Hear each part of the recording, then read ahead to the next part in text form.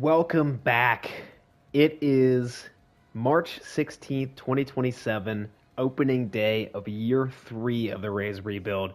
And I feel like this is going to be just the start of the turning of the page to the beginnings of a competitive roster.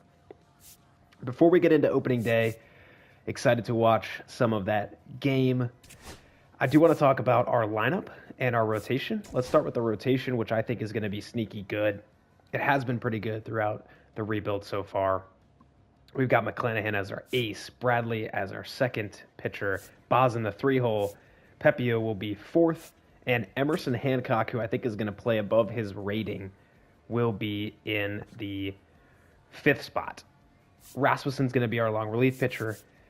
Rodriguez, Clevenger, Wantz, and Henriquez will be in the middle relief roles. And then our setup guys I feel pretty good about. We got Ben Joyce last year. We got Hunter Gaddis last year. We re-signed Uceda to be our closer. Only one lefty in the bullpen. That is my only concern. But I do feel like we got some good guys here. Heading into the year, we're ranked 7th in pitching. As far as our lineups, going to look pretty similar versus lefties and righties. Hyesung Kim's going to lead us off. Shanuel, who is, I expect to be an on-base monster, and I think is going to develop this year. We're paying him $1.6 million. I think he's going to be very valuable. Junior Caminero, this is a big year for Caminero. Talk more about it during opening day. But this is a big year for Junior, and we need him to have a strong year and to develop because we could go into ARB for another year if things don't go well, but he's definitely eligible for an extension as a cornerstone piece. Morel is going to be one of our sluggers, a power hitter. Palacios is a potential trade piece, but also a solid hitter who I think will play above his rating. Caballero is a utility and speedster. Rushing is going to come up this year and be our catcher. We've got the rookie Braden Taylor is going to come up and play DH. He can also play infield if we need. And Johnny DeLuca is going to play elite defense in center field. Our bench is going to be Josh Lowe, who 95% is going to get traded this year. Tanner Murray is going to be an infield weapon for us, just a backup if needed. Tristan Pierce is another rookie. Don't expect too much out of him, but he was the right guy to bring up because I didn't want to use some other guy's service time just yet. And then Rortvet is our backup catcher. Versus lefties, the only difference is taking out Braden Taylor and putting in Tristan Peters because he can hit lefties okay. We'll see. We'll see about Tristan Peters. He may not be here for long. So I don't expect a ton out of our rookies, but these were the best guys to bring up for us, all things considered. This is a lineup that I think will punch above its weight. I really do. I hope so. We can move off of some guys if things take a turn to the south. So that's a little bit of a preview. Let's talk about our prospects because this is very exciting. Obviously, the big news, the most exciting moment of last year was drafting a generational catcher, Graham Williamson, who is 80 overall at 18 years old with a potential. I've got him starting in AAA. I don't know if he's going to come up this year. It depends if we are competing or not. One of our goals is to get a Rookie of the Year. And we'll have to see where we're at about a month into the season if I want to bring him up and try to go for that. There is pretty much no doubt in my mind that Graham Williamson is going to be our catcher for the rest of this rebuild. But I want to start him in AAA. I don't agree with Rico Diaz being our best starter prospect, but we'll see how he develops. He's just starting in A-ball, and we'll bring him up to AA next year. Aaron Pyle is who I've really got my eyes on as a starter. We drafted him back in the first season. He is going to continue to develop, and I have a lot of promise for Aaron Pyle. I don't know if he'll come up this year, but we'll have to see what kind of moves we make throughout the year and how much he develops. I'd like him to get to the mid-high 70s before we put him in the rotation. Vincent Beck is our best reliever prospect. All eyes on Carson Williams, who's moving up to AAA this year. Same with Pyle, the starter. I want to get Carson towards the mid-70s before he comes up and plays shortstop to take over Caballero's spot. He's already got elite defense, but as you can see, the hitting tool needs a little bit of work. I've mentioned it before. I want the contact, vision, and discipline to get above 60. The clutch would be great as well if we could get that above 60. The power, I mean, I would love that to develop too, but we'll focus on the other attributes and getting those developed. And then a guy who has a very good chance of coming up this year is Dante Nalo, our first round pick from the Netherlands from 2025. He looks like a promising bat. I want him to continue to develop a little bit and then take Josh Lowe's spot. And then Mario Jimenez is our closer prospect. He's still 19 and 66 overall. I don't think he'll come up this year. Fredrickson is our other good pitching prospect who could end up being a reliever with only 64 stamina. It might get him in the long relief role with Rasmussen at some point this year. And those are kind of the main guys. There's other guys who I think could develop well. But that's how we look going into this year. I have weirdly a little bit of confidence that we can sneak a wild card spot. None of the teams in our division, as far as I can remember, made any huge moves. And the AL East and the AL as a whole, the wild card has been kind of soft to start this rebuild. I think there's a chance we could sneak in there. So those are just a couple thoughts heading into the year. We're taking on the Yankees to start the season. They've got their ace and Max Fried, the two lefties, the two southpaws, McClanahan and Fried are going to be going at it. And I've got, some things are up in the air, but I'm excited going into this season. We've got some more storylines to follow, especially with our prospects. And without further ado, let's get in and watch a little opening day baseball. Max Fried takes the hill for the Yankees on opening day, dueling lefties in Fried and McClanahan, the two southpaws. As Hyesung Kim draws a walk, I've supercut the first inning here for us just to talk a little bit about opening day and talk a little bit about the team as Caminero Palacios grounds out to second. Caminero's up now with a runner on second, one out, and he strikes out, chases the curveball. That Max Fried lollipop curve gets him. We've seen a little bit too many strikeouts from Caminero to start his young career. Let's see if Shanuel can drive in the runner. 3-2 count, and he draws a walk. That is something that he's very good at. So 2 runners on for Morel from the right side, and he grounds it to third base, and the third baseman goes the short way to get out of it in the first. So that brings up McClanahan for the third year in a row. We were watching him on opening day, and Amin Rosario hits a hard ground ball past a shortstop to start the Yankees season. McClanahan will have to pitch out of the stretch here. And he strikes out Kevin Newman on a slider away. Got him out in front on that one. Kevin Newman in the 2-hole for the Yankees against the lefty McClanahan. So the first strikeout for Shane as he now faces Aaron Judge. And the runner's going to try to take second. Throw down. Not in time. Nice pick by Kim. But the runner's safe, and now back to Judge, who strikes out. Strikes out on a changeup. That's 2 strikeouts for McClanahan. And now Jarren Duran, who's a Yankee, steps in. 1-2 count to him, and he got him. High fastball, not able to catch up. McClanahan strikes out the side. Let's jump ahead to the top of the 7th where Caminero's up in a big spot. 2-2 count, 2 runners on, and he grounds that one straight to third base. And this time he'll go to first with it. Caminero not able to get any runs here. I'm going to fast forward for you. I watched a lot of opening day, and it was a pitcher's duel. No runs so far. Hunter Gaddis is going to come in here, and he gives up a walk and a single and a double, not able to record an out. His ERA is infinite to start the season. Tough start for Hunter. So we'll bring in Andrew Wantz. The CPU brings in Wantz. I would have brought in Ben Joyce here for his clutch with the runner on second. But either way, Andrew Wantz does give up a double. So it's 3-0 Yankees. The Rays will have to try to fight back here. And they get a single from Caballero, but the Yankees get out of that one. And now Clevenger comes in to face 3 lefties, gets a strikeout, a flyout, and a ground out. So now the Rays will have to try to come back against Devin Williams, and he is going to strike out the side. The Rays lose. I was able to finally make things work on the scouting side to get a good position player scout with high enough efficiency and a solid 96 for position player scouting ability. We've still got Jason Cuevas. I think he's been here since year 1 as our pitching scout. And then DeAndre Zimmer will be our discovery scout for 2027.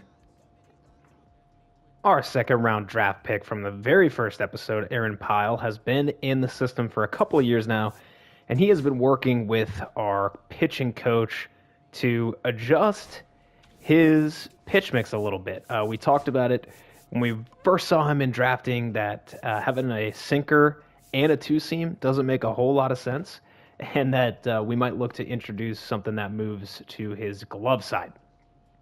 So we have been working with him on a slider, and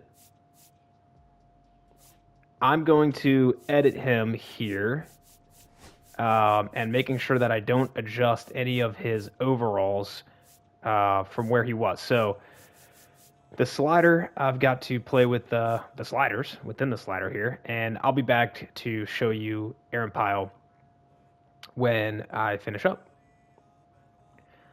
So here is Aaron Pyle. As you can see, none of his stats have changed up or down. So I made his slider the best that I could without adjusting any of his statistics. It is a very average slider. I will show it to you just for fun, and in case you didn't know that you could do this for any reason. And again, this is not something that I want to get in the habit of doing, but it just doesn't make sense for him to have a two-seamer and a sinker. So here is his slider, literally average velocity and control. His break is a little higher because his break average between his other pitches was a little bit higher. So yeah, this is the new and improved Aaron Pyle. He was off to a good start this year before adding that pitch, and I think this is just going to help him have an extra out pitch. Don't miss in the zone. Johnny DeLuca looking to push us to extras or walk us off, and he strikes out. The elite Twins pitching staff and their closer, Yohan Duran, takes this one from the Rays at home in the Trop. We have started the season 9-12, 6.5 games back from a very hot Yankees club. I still feel pretty good about our start to the year. Our pitching staff, once again, is in the top levels of the league. Defense and speed are also pretty solid. As far as the wild card, we are 3.5 games back.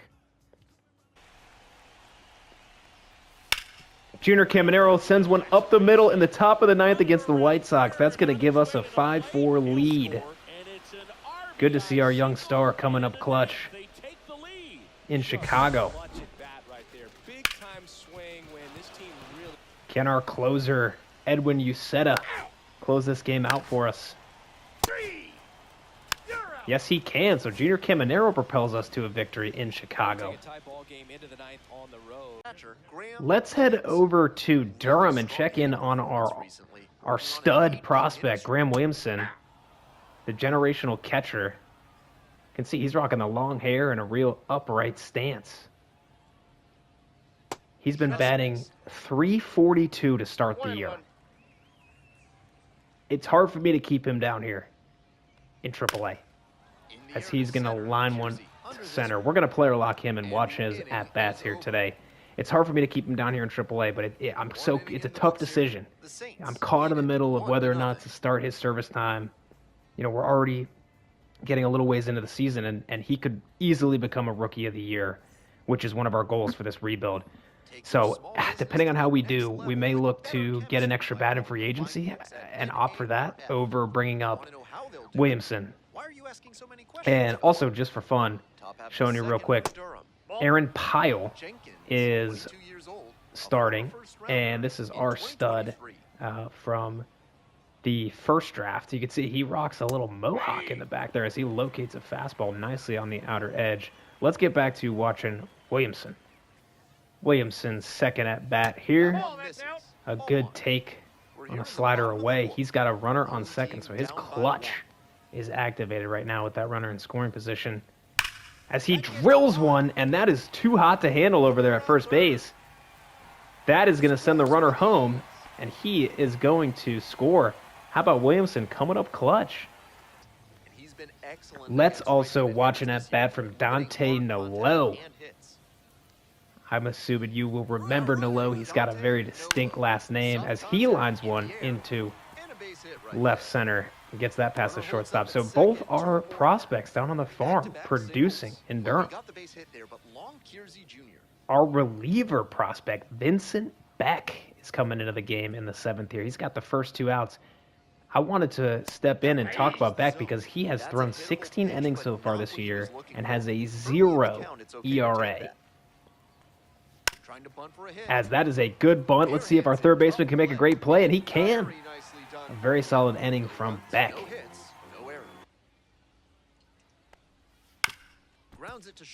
Our defensive stud, Carson Williams, grounds out to short. He is batting .313 to start the year. We want to see him continue to develop that bat so that he can join us in the majors during this rebuild. Dante Nolo drills one deep to left, but did not get enough on it.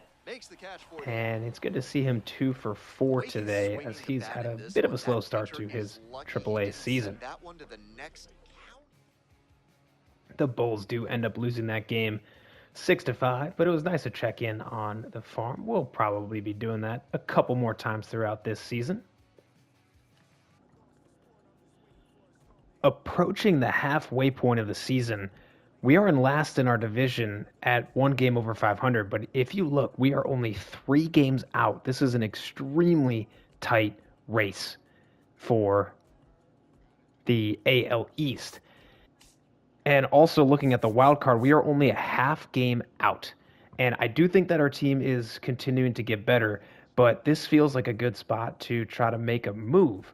So I took a look at the trade block, and there's just nobody here that can really help us at this point. I looked through all these guys. I mean, the best guy on the board is Luis Garcia, and he's only okay. I don't think he can help us out that much.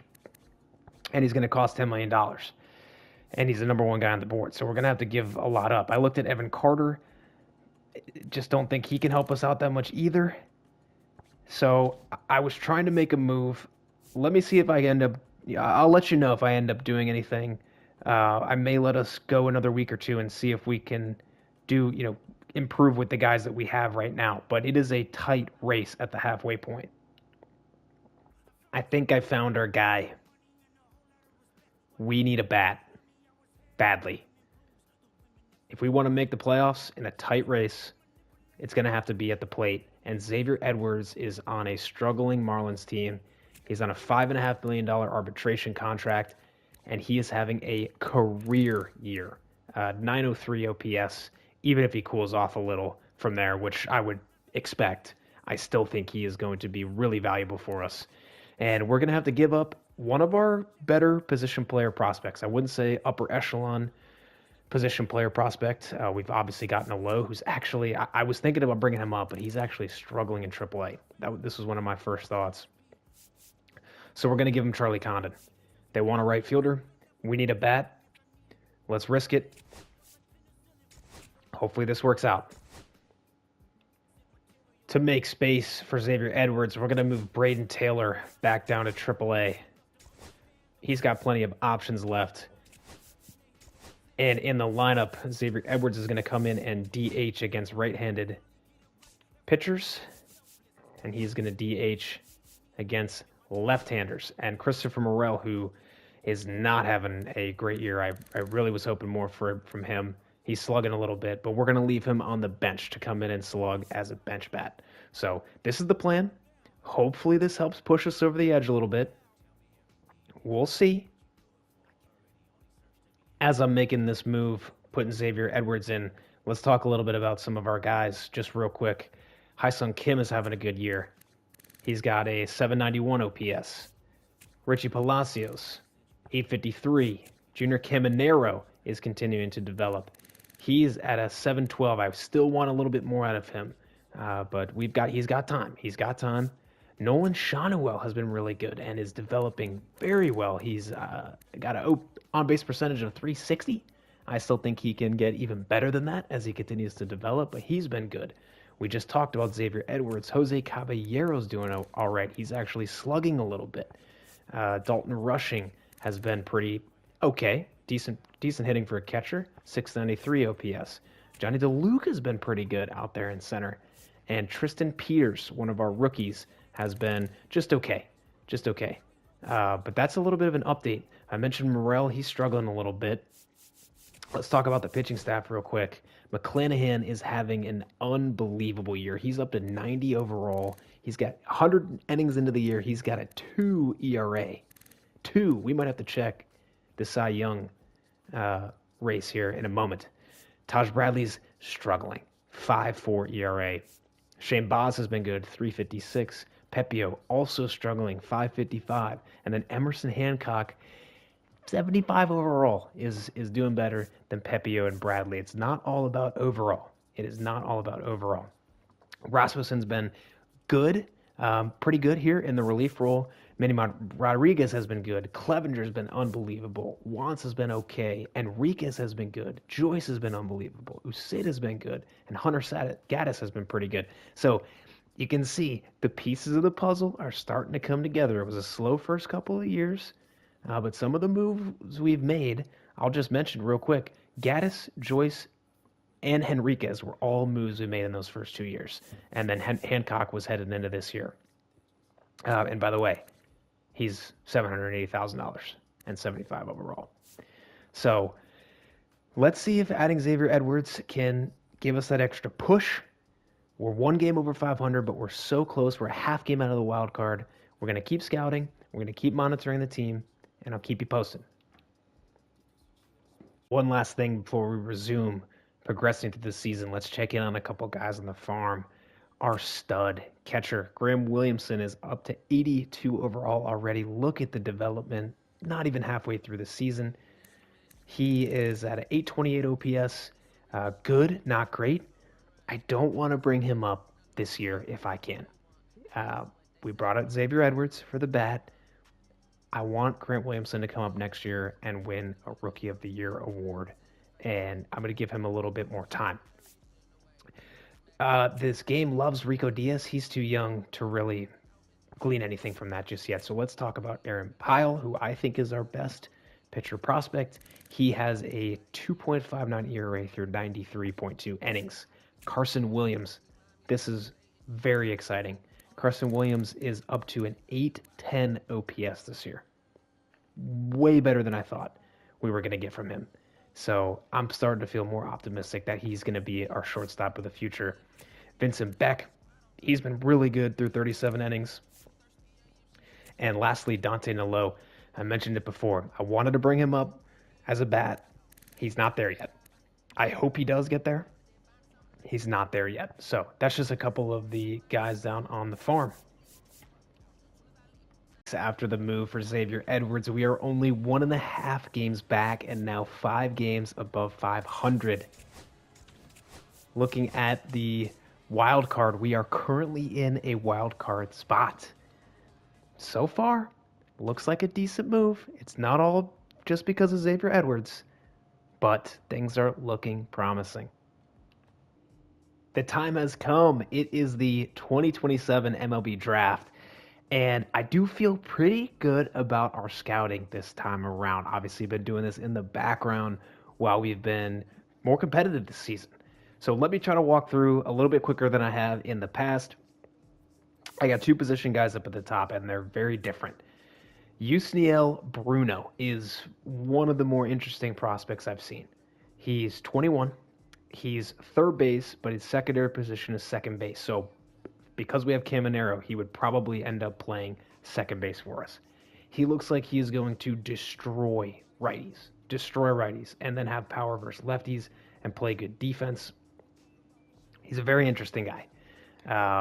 His potential range, you see his overall overlaps a bit with his potential range. So we might start him like in the first year that he's up, or our scouts screw this one up. Who could say? Orlando Anaya, I like quite a bit. Only problem with him is he's all power. He does not have great contact or vision, which could be an issue. But he is a switch hitter. He's an outfielder, which is a position that we really need to get some more depth in. Looks like he'll play decent outfield. Might even be able to play center field despite his fielding. So we'll see. And then it just goes into pitchers. So Fabregas looks like he has a chance to be insane. Fitzgerald, same thing. Don't like his walks per 9, though. A little concerned about that. Tracy looks good. Sullivan looks good. Then we have another second baseman who I may end up picking because I do like his per nines better, even though he's further down on our board. Reminder, if you look on the left, we have the 4th pick this year. Then we've got a couple really good discovery pitchers that we could pick later on. We've got another third baseman here who can play first base as well. So again, with Caminero at third, probably Seibel Frederick here would probably play first base. We've got an unbelievable looking closer. We need closers. I'm very tempted to pick Arnaz. If somehow he can last to our 2nd round pick, which is, I think, 38 or something like that, I might go with him. Another option would be Salvatore Vasquez, who's another power hitting speedster. We have another good closer in here in Ryan Kaiser. And then we get to some more discovery pitchers at the bottom. And then we also have one reliever here who I like quite a bit. So I let's just get this thing started and let's just see who goes off the board. And Anaya's going to go first. Oh, man. That's tough. That's tough. Okay. Robert Rader, I did not scout because we've already got an elite catcher in there. We did not need to scout him. Number 3 is going to be Bruno. Number 3 is going to be Bruno. So that leaves us with pitchers. Fabregas is very tempting. Very tempting. There's a chance that he's 21, and there's a chance that he could come in on the low end of his overall, but his potential is really hard to ignore. He's 4-seam slider, 2-seam changeup. And then we also have Fitzgerald, who our scouts like better. The only problem is he's got low walks per 9. And if he's going to pitch for us, I want him to have higher walks per 9. We could also go with Tracy, but he's got low hits per 9. And then Dave Sullivan might fall to the 2nd round. Now, we're going to do it. We're going to go Fabregas. We're going to go Fabregas. I hope I don't regret this. All right, for round 2, Arnaz is still here. Arnaz is still here. Yeah, we're going Arnaz. I wanted him. I can't believe he's still here. Let's go to the next pick. The Discovery guys still have not gone. I do want to get a position player. I don't know how good Vasquez is really going to be, though.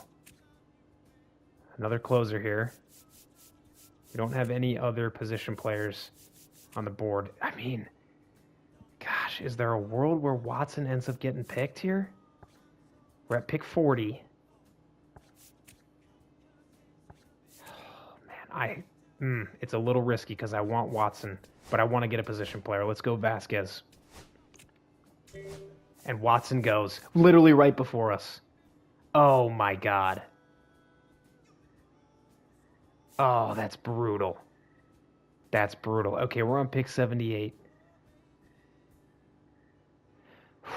Caballero's a lefty with a pretty high potential range.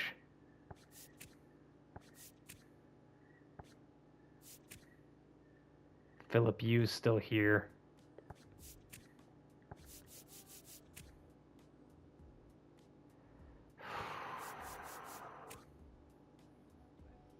Gosh, this is so much harder than you think going into it. I'm going to take you. I'm going to take you and hope that... Oh, my God. Oh, he's there. He's there. Gonzalez. No, that's not who we wanted. Oh. I'm taking some risks, and they're not working out the way I'm hoping. Dang. Okay, lesson learned. Lesson learned going in is that these Discovery guys tend to go in that 3rd and 4th round when it comes to the pitchers. I don't want to take Gonzalez. His overall and potential range overlaps too much. So we're going to go Lucero. Gosh. Couple of regrets on this one. Couple of regrets in this draft. Swigham's probably going to be my pick here because he's got a chance at being really good. Is there anybody that I missed? This guy's injured. I don't want to risk it. We've already taken enough risk.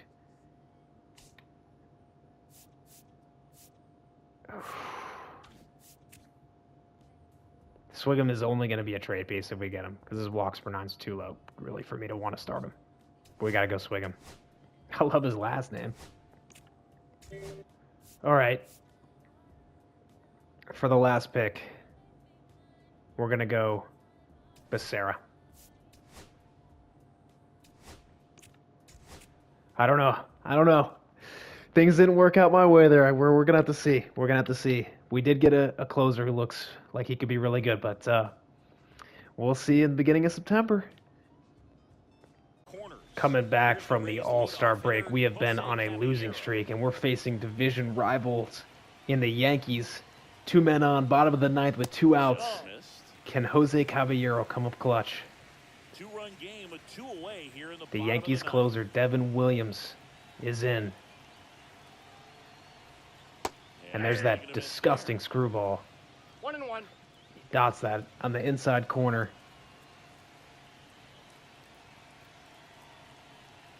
The 1-1. High and inside. Almost hit him. Tough spot right here. A couple runners on. 2-ball count. You can't nibble, but you have to execute, finish your The pitch. announcer said a 2-ball count. Favorable count for Jose here. And he pitches. And that's a good pitch to hit. Caballero's a little late on it. This feels like a big game.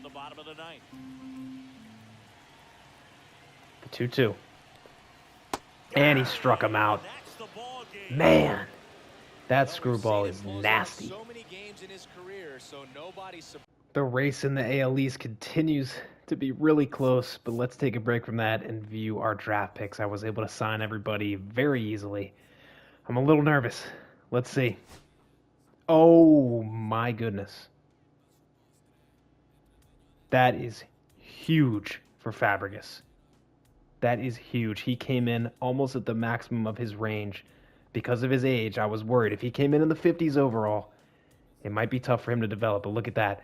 Fabregas, 97 potential, 65 overall, really good stats. He's not going to strike a lot of guys out, but I don't think that's going to be an issue. And how about Arnez?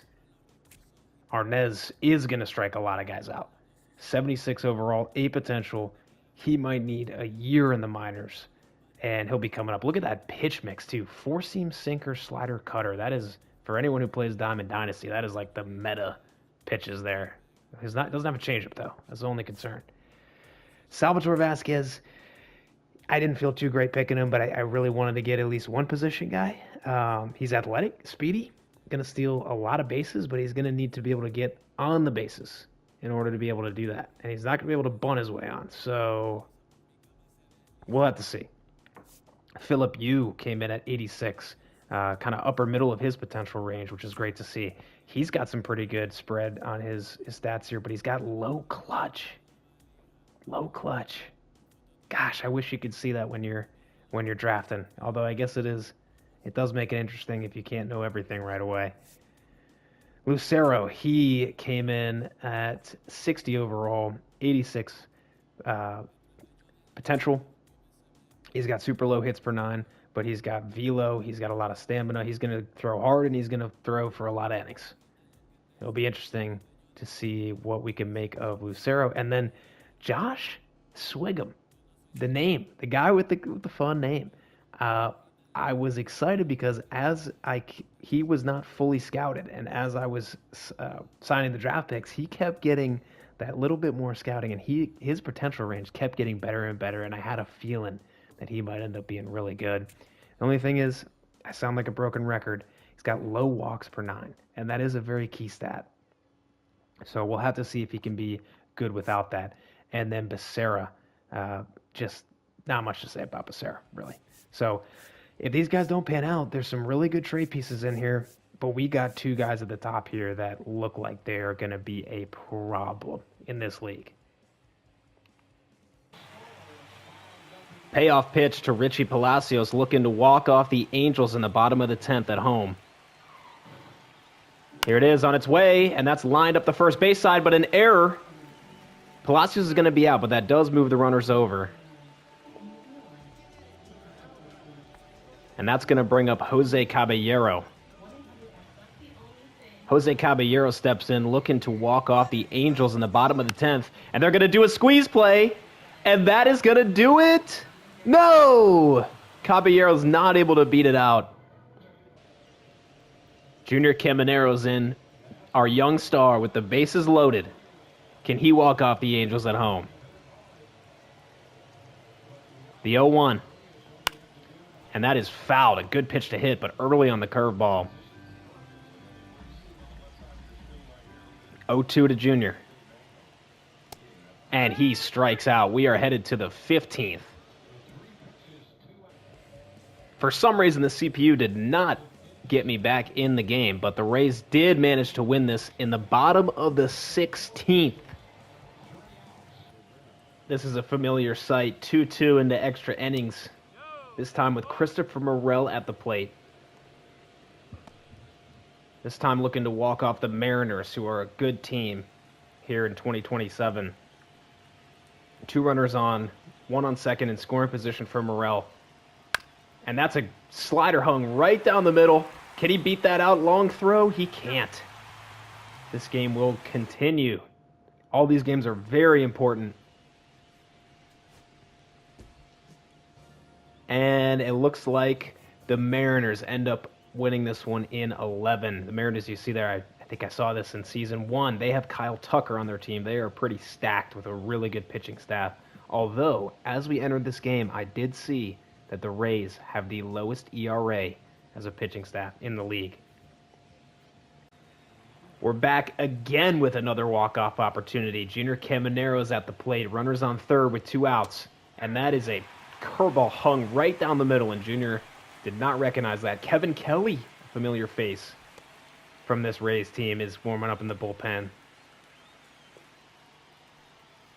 And that is a good slider down and away. Junior swings right over top of that one. And the count runs full. Payoff pitch. 1-1 in the top of the 9th. Rays, Blue Jays. And Caminero strikes out in a big spot. And the Blue Jays end up walking it off. Jung-Hoo Lee has an RBI single. These are important games in the meat of the season.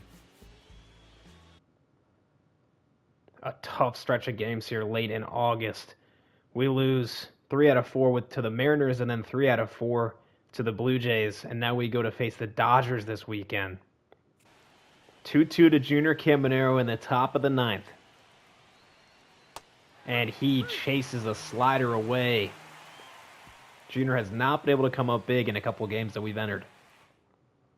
And the Rays end up putting up a crooked number in the top of the 10th. Contributions from everybody late in the game were able to take the first game from the Dodgers. The Rays have started to let things slip a little bit as we get into September, which means it's time for September call-ups. I have got a couple guys that I'm hoping can give us a hand here. Dylan Lesko has been excellent in AAA. We're going to bring him up to the MLB. We're also going to bring Braden Taylor back up, hoping for a little bit of an offensive boost. And lastly, Ryan Barucki, who's been ready and waiting in AAA, is going to come up, another lefty for us in the bullpen. Let's hope that these guys can give us that boost we need in the final month of the season. Tanner Murray is going to go back down to AAA. He's not been doing too well in the majors. He's got some options left. We're going to send him to AAA, and we'll see if we can have a really strong last month and find ourselves in a playoff spot. We are dead even 74-74 with about 2 weeks left in the season, 6 games behind in the division. We are right there in the wild card, tied with the Orioles at 74-74. We have to have a strong final 2 weeks if we're going to make the playoffs. We have taken the first 2 out of 3 against the Orioles. Can we get the third game? Let's see. Does Bautista go fastball or does he go with a splitter? 3-2. Rortvedt. And he takes. That's inside. The bases are loaded. The table is set. Jose Caballero comes in as Tristan Peters is going to pinch run for Rortvedt. Can Jose Caballero make something happen here in the bottom of the 9th versus the Orioles? Fastball is in there, 0-1. 101 from Bautista. The mountain. Can Caballero climb the mountain? And that one misses inside. 1-1.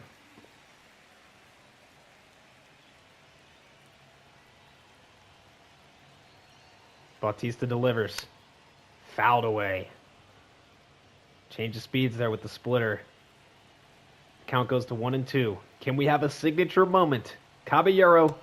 And that is a slider right down the middle. And there is not a competitive swing. The Orioles win. As each day passes and each game passes, our chances get a little bit slimmer of making a playoff push. Our AAA team, the Durham Bulls, have finished the season 87-63, winning their division. Let's take a look before the minor league playoffs begin at some of the players on the Bulls. Our generational prospect, Graham Williamson, is already up to 85 overall. He is going to be a starter next year. I cannot wait for him to come up to the majors and hopefully be a Rookie of the Year contender. He has an 841 OPS, and he's racked up 5.5 WAR through this season. He also has a secondary position of first base.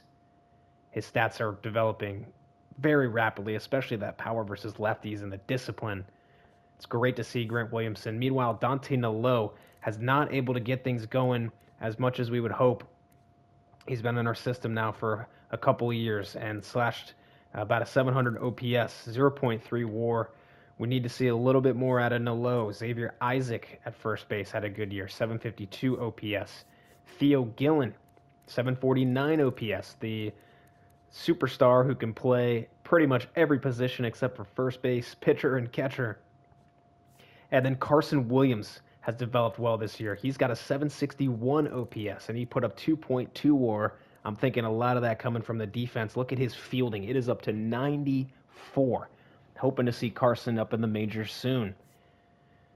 As far as our rotation, headlined by Aaron Pyle, he had an ERA of 3.15 and a whip of 1.22 this year. I think he's still got a little bit of room for growth, but he is close to being in the majors.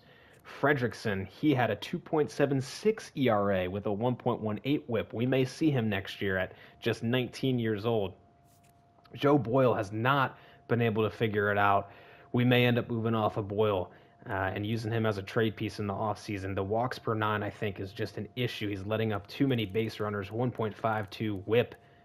Doesn't show AAA stats with his walks per 9, but he has had 78 walks in 148 innings pitched. I don't think that's good. The Rays are 8 games behind the Yankees. There's not enough games to catch up to them this year. Let's take a look at the standings with 1 week left in the season. Looking at the wild card, we are 2 games out. And if I show you the schedule, we face Boston and Baltimore to end the year. We need to go on a run. We need to go 5-1 or 6-0 the rest of the year. Let's see what happens. We take a loss to Boston. We take a win as the Bulls are eliminated from the playoffs. Can we win the series against Boston? This last game we won 14-0. Can some of that carry over? We're going to head in and find out. Can rushing extend the game for the Rays at home? Tail end of the season. And that fastball's up and in. He struck him out. That could be a season-defining strikeout by Luke Weaver. I don't know if this is still within reach for the Rays in 2027. Boston wins this series against us. I don't even know if we can catch up if we win out. It doesn't look like it. The Orioles are 82-77. The Rays are 78-81. We do take game 1. We do take game 2. Let's see if this game has any implications. We are 8 games out of the division. Doesn't have any implications there. But as far as the standings, in the wild card, we are 1 game behind the Red Sox. And let's see if the Rays can finish strong in 2027. Taj Bradley is going to take the hill. Rays in the final game of the season, playing division rival the Orioles, who have separated themselves We start off with a single, Shawnuel with a single, and a 3-run homer for Junior Caminero. The Rays put up a 3-spot in the first 3 batters of the game. Taj Bradley's going to take the hill. He walks the first batter, who then steals a base, and then another walk. Henderson flies out. Pete Alonso flies out, and then a fielder's choice. Taj is out of it. On to the second, rushing with the leadoff single. Josh Lowe strikes out. Xavier Edwards, though, hits into a double play. Bradley walks the first 3 batters that he sees, and then the run scores on the fielder's choice. And that is Bradley's 4th walk of the inning, and Jose Miranda singles to tie the game. Gunnar Henderson follows it up with a single. The bases are loaded on Taj, and he walks in a run. What is he doing? Taj, this might be a career-defining start for you, my man. This is not a good look. Pop-up by Cowser, and then an error. It is 5-3 Orioles. Bases are still loaded. Finally gets out of it. The Rays are going to need to respond. Caminero starts it with a single. Morel follows him up, but Palacios flies out. Bradley's still in the game. I don't think that's going to last much longer, but he does get through a clean 3rd inning. Rays looking to get something started. Bradley's out for Rasmussen, who's pitched great this year in 73 innings. He walks Alonso. Cowser grounds out. On to the top of the 5th. We're not able to get anything going. Rasmussen in for another inning.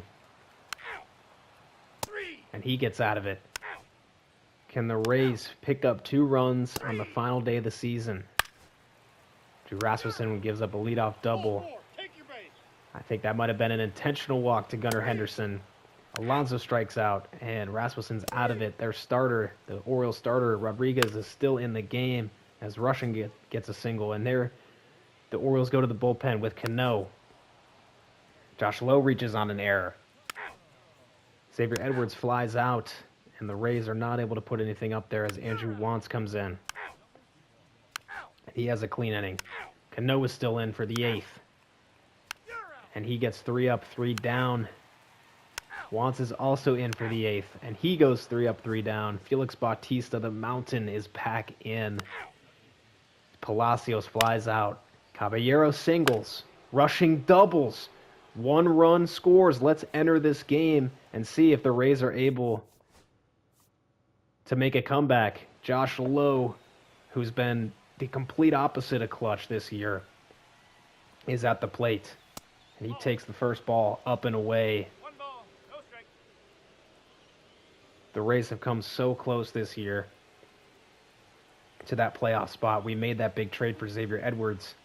As the Mountain delivers, and that's fouled away. We made that trade for Xavier Edwards, and that was not enough. We had a very strong pitching staff, but the offense continues to not be strong enough. As the Mountain throws that splitter up in the zone, that's a great pitch to drive, but Josh Lowe is not able to connect. 1 out. Runner on second, top of the 9th. Bautista delivers. That's inside. 2-2. Another great opportunity for Josh Lowe. The 2-2. And he swings and misses. Josh, I think your days are numbered on this team. Hi-Sung Kim. What do you got? 2-2. And he struck him out. This game will continue. 3-2 count to Gunnar Henderson. Ben Joyce is in. On the 10th pitch of the at-bat, he misses away with 101. The Orioles have a leadoff base runner in the bottom of the 9th as Pete Alonso steps in.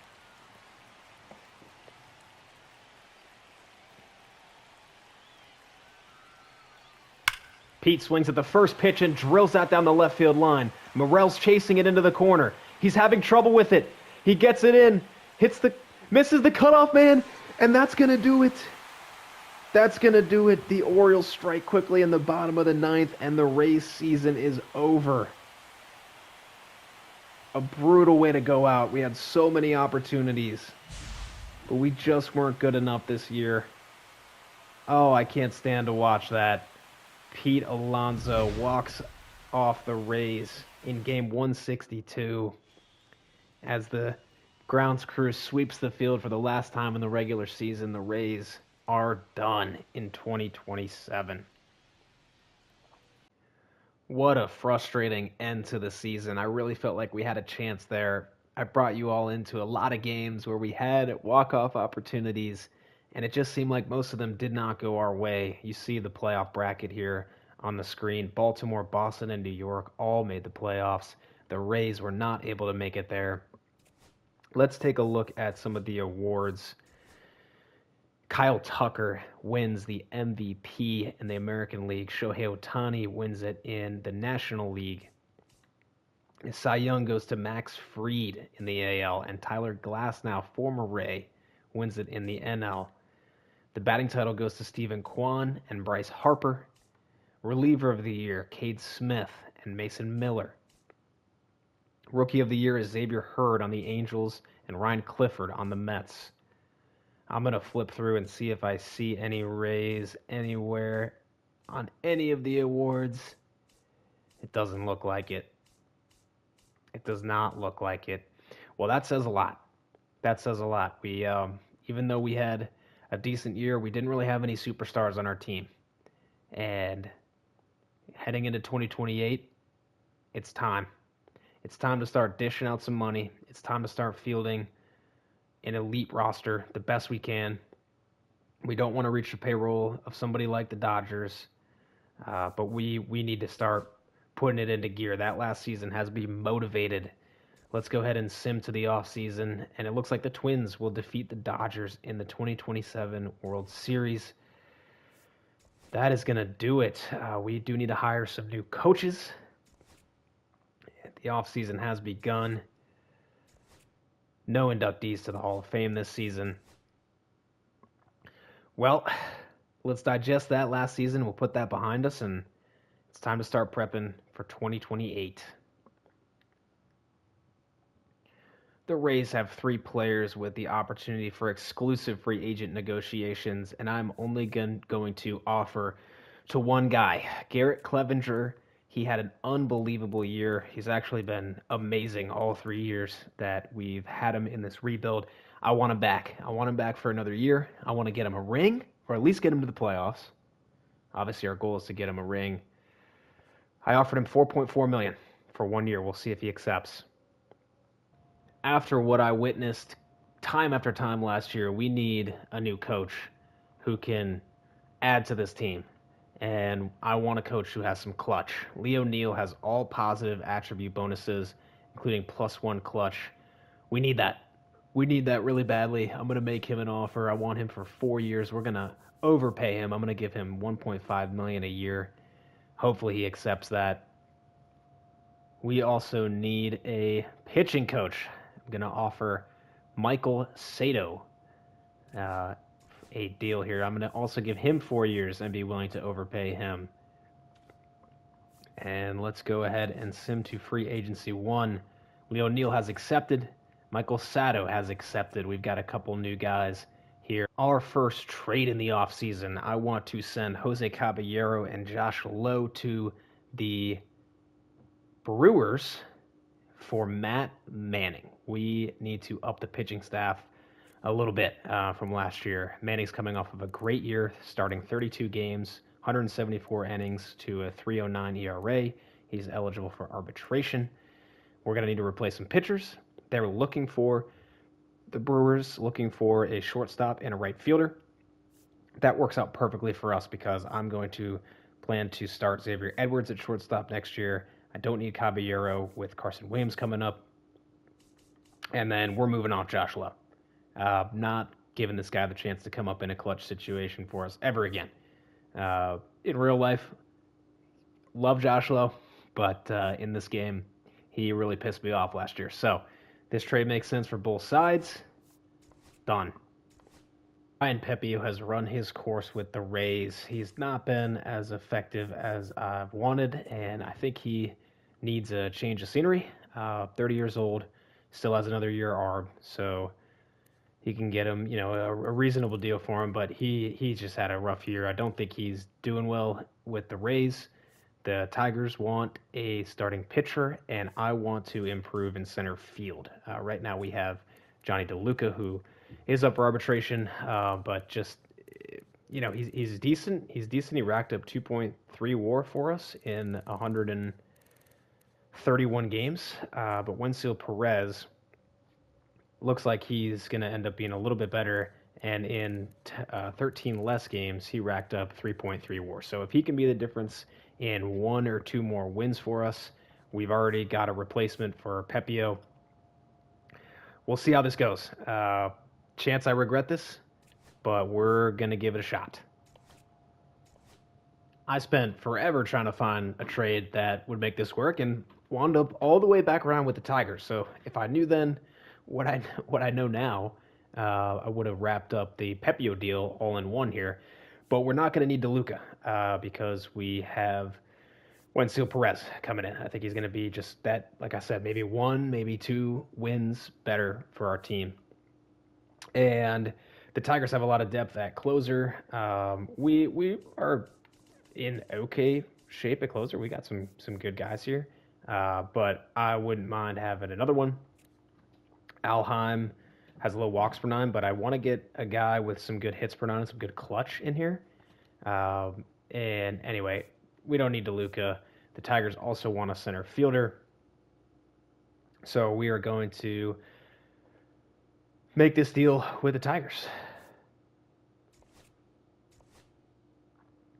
Week 1 of free agency, I've got 3 guys on the board. I want to upgrade in right field. Josh Lowe is out.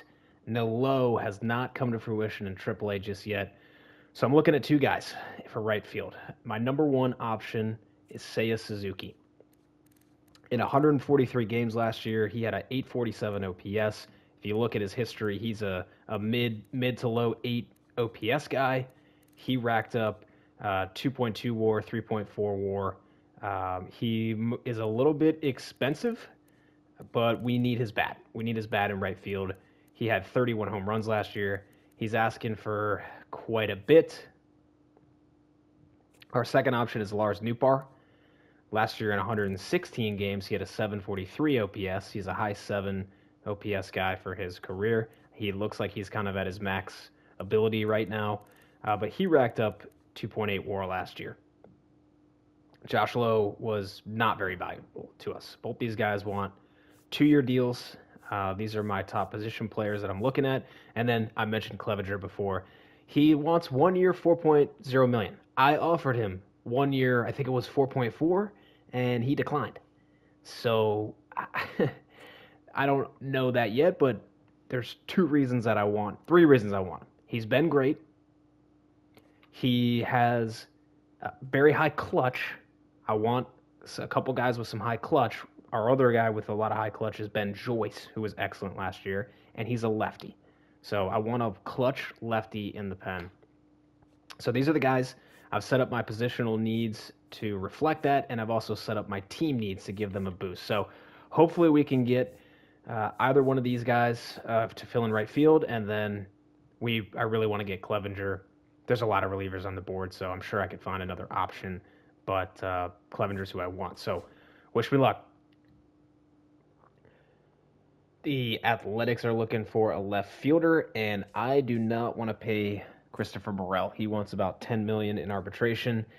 Yes, he hit 33 home runs. He slugged 742 OPS, but he only racked up 1 WAR, and I think that would be an overpay to give him that much money, especially because we have Richie Palacios, who last year hit 808 OPS and racked up 3 WAR, and he wants, I believe it was even less with 2 years left on his ARP. So we're going to rock with Palacios next year. I don't want Morel. I'm going to give them to the A's, and in return, I just want a right field prospect who looks like he cannot play outfield at all, but he's got speed, and we'll try to work on his defense.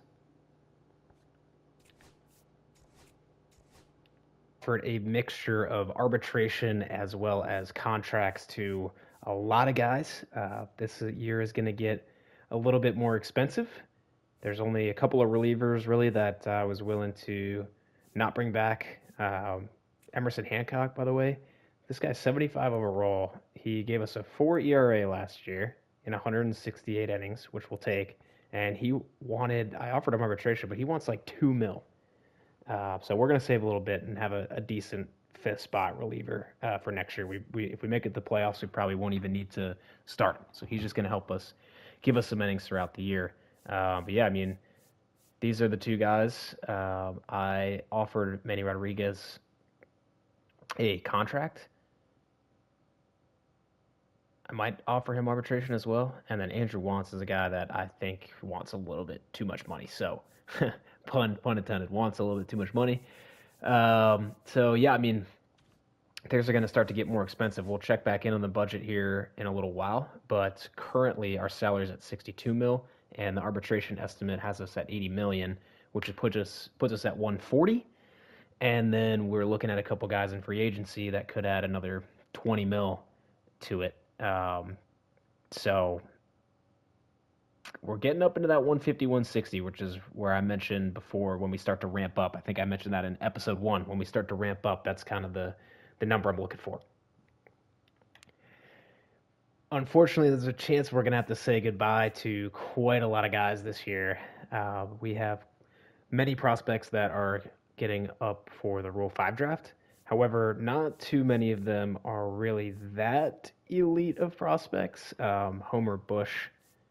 Actually, I've got probably enough room. I could add Homer Bush. I might do that.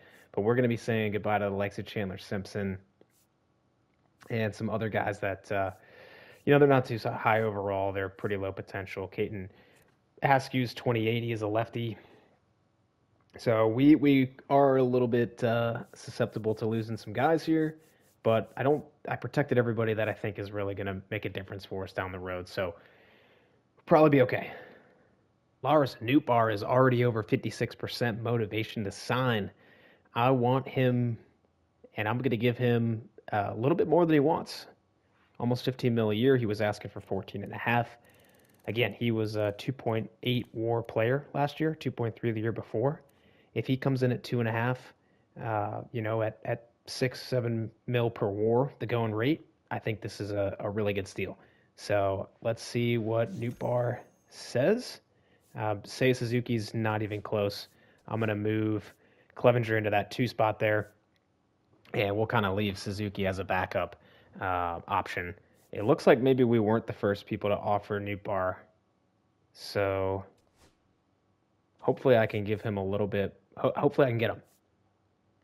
Suzuki is apparently a very hot commodity, and Cubs, Reds, and Dodgers are all already in on him. I've only got a 29% motivation for him to sign. So we're not going to go for, say, Suzuki, and we're going to put all of our efforts into Nootbaar as Suzuki signs with the Reds, who I don't think have been very good. They got him for 1 year, $21 million. I don't know. All right. Oh, and here we go. Contract decision with Nootbaar. Are you window shopping or serious about buying? For Lars, pretty much the exact same thing. His motivation's gone up. Let's try it again. And also, Clevenger is above 53% now, so I'm going to offer him. Do I want to go 2 years? He's 33.